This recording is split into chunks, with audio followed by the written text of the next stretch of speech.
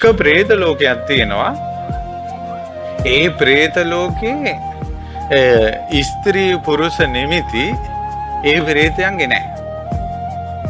හැබැයි බාහිර ඉන්න කෙනාගේ තියෙනවා වගේ පේනවා. ඒතකොට තමන්ගේ ඇඟ අල්ලා ආසාවෙන් ඉන්න පුරුදු වෙච්ච අයට දැන් තමන්ගේ ඇඟේ නැහනේ. අර ප්‍රේතයා අර අනිත් බාහිර ප්‍රේතයන්ගේ ශරීර අල්ලන්ට අත දික් කරනකොට නියපොතු දික් වෙනවා. ඒ නියපොතු වලින් හූරනවා. ඒතකොට අනිත් ප්‍රේතයත් පැනලා හූර ගන්නවා. මුළු ඇඟම මස් කඩ කඩ කනවා. මනුස්ස ලෝකයේ ශරීරය ස්පර්ශ කර කර ආසාවල් විඳින්න ගිය අයට මෑත යුගයේ දිවසින් කවුරු හරි බැලුවොත් ওই പ്രേත ලෝකෙ පේනවා. ඊට පස්සේ මොකද වෙන්නේ? දැන් ඔන්න තමන්ගේ ශරීරය ස්පර්ශ කර කර සතුට වෙන්න පුරුදු වෙච්ච කෙනාට പ്രേත ලෝකේ ඒ සතුට එන්නේ නැහැ. එතකොට එයා සැරිසරනවා.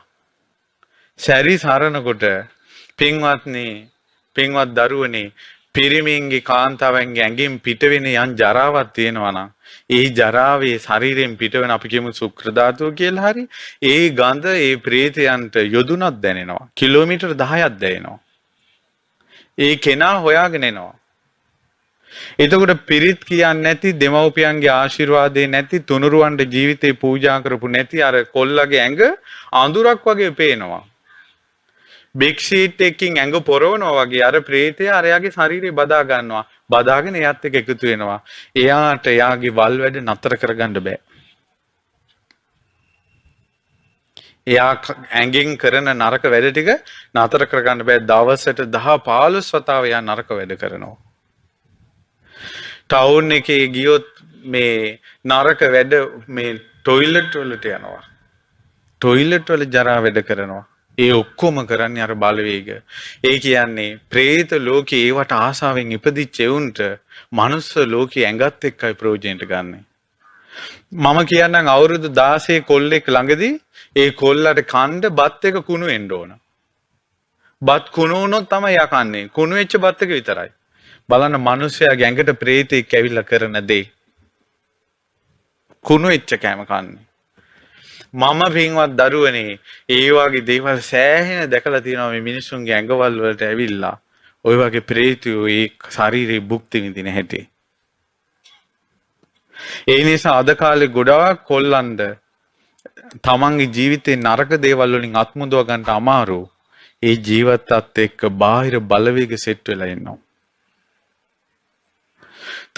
තව උදාහරණයක් කියන්න ළඟදී මෙහි ගම්පහම මේ අපි අසපුව දැම්මට පස්සේ තරුණ ළමෙක් ආවා. ඒ ළමයා ඇවිල්ලා ඒ ළමයා දවසක් කියලා රිස්පා හොඳයි. අර රිස්පාද මොනවද මන් දන්නේ නැහැ ඇඟ මිරිකන තැන තියෙන්නේ. හොඳයි කියලා මෙයා ගිහිල්ලා. ඉතින් ගිහිල්ලා ඊට පස්සේ ඒවත් එක්කම වල් වැඩවලට පුරුදු වෙලා. දැන් නතර කරගන්න බෑ. ඊට පස්සේ මෙයාට ওই වාගේ මිනිස්සුયો මේ වල් ආශාව නිසා මැරිලා නරක ලෝකවලට යනවා කියලා අහලා මේක නතර කරගන්න ඕන නිසා මෙයා ගෙදර යද්දි මේ ගම්පහ අර වාගේ තැන් දකින්නකොට අහක බලාගෙන යනවා. ඔයාලා කිව්වට විශ්වාස කරන්නේ නැහැ. ඇත්තටම මේ ළමයි යම් දවසක අනිත් අයට යහපත පිණිස මාධ්‍යයට ඇවිල්ලා මේක කිව්වොත් ලොකු දෙනෙකුට යහපතක්. නමුත් ඒ ළමයා මට කිව්වා ස්වාමීන් වහන්සේ මට අඩියක් තියන්න බෑකෝ ඒ ස්ථානෙන් ඉස්සරහට ඇඟ නිකම් යනවා මේ පැත්තට කිව්වා. ඊට පස්සේ කරුණු කියලා ඇඟ මිරිකගෙන ජරා වැඩ කරන්න මේ අවුරුදු 16 17 කිල්ලෝ ඒ තැන් වල ඉන්නේ. ඊට පස්සේ මෙයාට කරුණු කියලා සිල් සමාදන් කෙරෙව්වා. උඹ මේවා කරන්න එපා සිල් රැකගෙන හිටපන් කියලා. සතියක් විතර හිටියා ඉන්න බෑ. දැන් ළඟදී හිත කියනවා ඵලයන් කියලා. මෙයා බයික් එක අරගෙන මේ ගම්පහ මේ පැත්තේ ටවුන් එකේ පැය 3ක් කැරකුණා කියනවා මං යන්නේ කියලා. අවසානයේ බයික් එක ගිහිල්ලා නතර වුණේම ආයිස් පා එකක් ඉස්සරහා. දැන් එයාට හිතෙනවා කක්ක කන්න ඕන කියලා.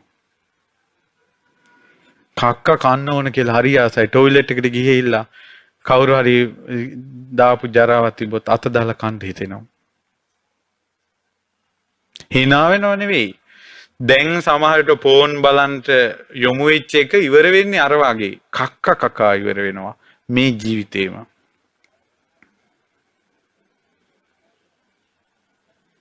ඊළඟට සමහර අය ස්ත්‍රීන් ආසයි. කාන්තාව ගැනම හිත හිත ඉන්නේ.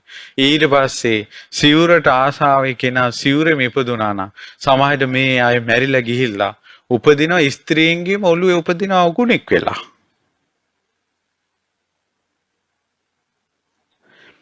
ඊළඟට ඒ කාන්තාවන්ගේ ශරීරයේ එක එක සත්තු වෙලා උපදිනවා.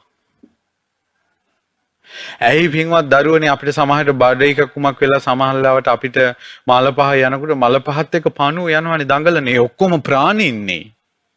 මේ මනුස්ස ලෝකේ මිනිස්සු වෙලා හිටපු අයනේ ගිහිල්ලා බඩක් ආසේ අසුචි ගොඩ ඉපදිලා ඒ ශරීර වලට ආස කරලා.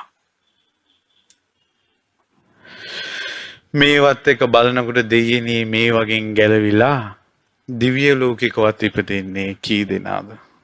ඇත්තටම මේ උගන්වලා මේ තියෙන ජර මර කරදර නම් අවුරුදු 11න් ඉවරයි. ඒ උනට මැරුණාට පස්සේ කොහෙද යන්නේ? ඒ නිසා යම්කිසි කෙනෙකුට මව්ට ආදරින් සෙනෙහසින් ඉඳලා ගුරුවරුන්ට ආදරින් සෙනෙහසින් ඉඳලා ඊළඟට පින් දහම් කරගෙන කුසල් දහම් කරගෙන තුනුරුවන් සිහි කරලා අඟුලිමාල පිරිත රතන සූත්‍රය ආදී පිරිත් කියලා සමහර වෙලාවට නරක වැඩවල වලට ඇබ්බැහි වෙච්ච චරිත තියෙනවා නම් ওই තරුණ ජීවිතේ ඒ අයට ඒ වගේ ගැලවෙන්න බැරි නම් Taman කොච්චර ඇබ්බැහි වෙලාද කියලා තේරෙන්නේ ගැලවෙන්න හදනකොට. ඔන්න ෆෝන් එක පාවිච්චි කරන්න ඇබ්බැහි වෙච්ච කෙනා ෆෝන් එක ඕෆ් කරලා සතියක් ඉන්න බලන්න. ෂුවර් සතියක් ඉන්න බෑ.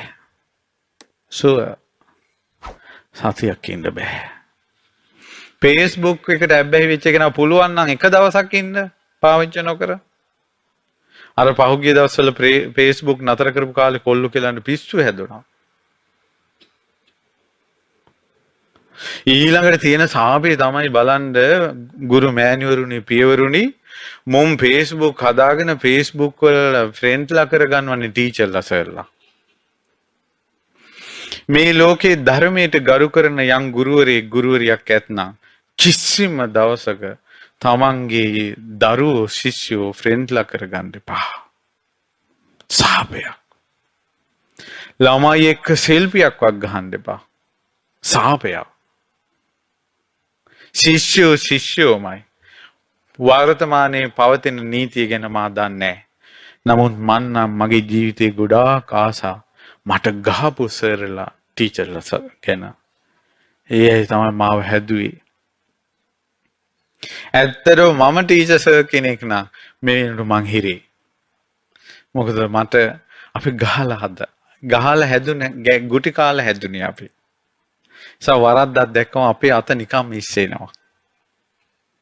ඇත්තටම මේ මහානකම කෝටි වාරයක් ආනිසංසයි. මොකද මං ගෙදර ඉඳලා ගුරුවරයෙක් වුණා නම් මං හිරේ. අද කාලේ යුගය ඉවරයි. දැන් ඔයාලා ඉගෙන ගත්ත අපි ඉගෙන ගත්ත ලෝකෙ කොච්චරද කියලා බලන්න. අනේ සුන්දරත්වය ආයේ නැහැ. පතන්න එපා. හිත හදාගන්න. පතන්න එපා. ඒ වුණාට අපිට කොච්චර දුක හිතෙනවද? අපිට ලැබිච්ච ඒවා අපේ ළමයිට දෙන්න බැරි එක ගැන.